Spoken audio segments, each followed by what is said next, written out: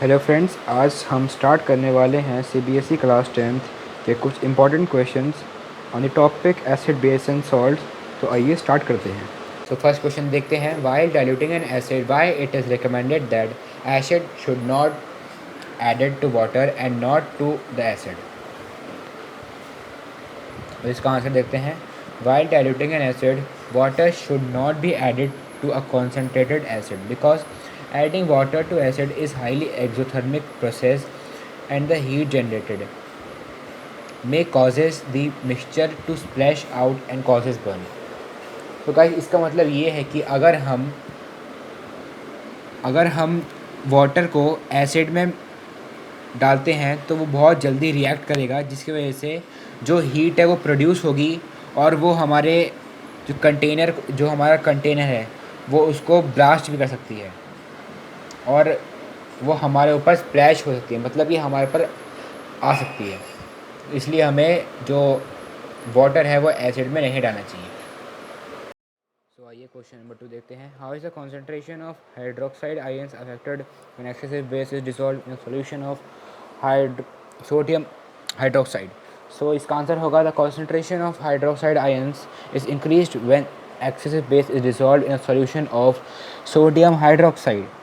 तो इसका आंसर ये होगा कि अगर जो सोडियम हाइड्रोक्साइड है उसमें अगर हम बेस मिलाएंगे तो उसकी जो कॉन्सेंट्रेशन है हाइड्रोक्साइड आयंस की वो बढ़ जाएगी, जिसकी वजह से वो एक स्ट्रॉन्ग बेस बन जाएगा। तो इसका आंसर ये होगा। अब हम बढ़ते हैं अपने नेक्स्ट क्वेश्चन पे। Two strong acid and strong base, acetic acid, ammonium hydroxide, potassium hydroxide and HCl। तो इसका आंसर होगा, स्ट्रॉन्ग एसिड जो होगा वो होगा HCl और स्ट्रॉन्ग बेस होगा वो होगा पोटेशियम हाइड्रोक्साइड। HCl इसलिए होगा क्योंकि उसमें जो हाइड्रोजन आयंस की जो कॉन्सेंट्रेशन है वो इंक्रीज्ड वे में होगी, और जो स्ट्रॉन्ग बेस इसलिए होगा क्योंकि पोटेशियम हाइड्रोक्साइड इसलिए होगा क्योंकि उसमें जो हाइड्रोक्साइड आयंस की जो कॉन्सेंट्रेशन है वो बहुत इंक्रीज एसिडिक। तो इसका आंसर ये सॉल्यूशन विद pH वैल्यू 6 और 2। तो इसका आंसर होगा 2 इज़ मोर एसिडिक बिकॉज जो pH वैल्यू होती है वो 0 से लेकर 7 होती है एसिड की। सो जो इतनी कम pH वैल्यू होगी एसिड की उतना वो स्ट्रॉन्ग होगा। नेक्स्ट क्वेश्चन देखते हैं, question number 5, why does an alcohol fail to conduct electric current? Because it doesn't release H+ ions in solutions.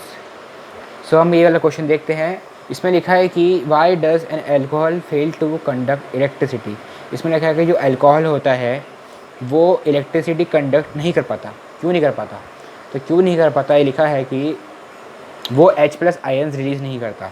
देखिए, इलेक्ट्रिक करंट होता है वो उसे रन करने के लिए H+ आयंस की ज़रूरत होती है, जो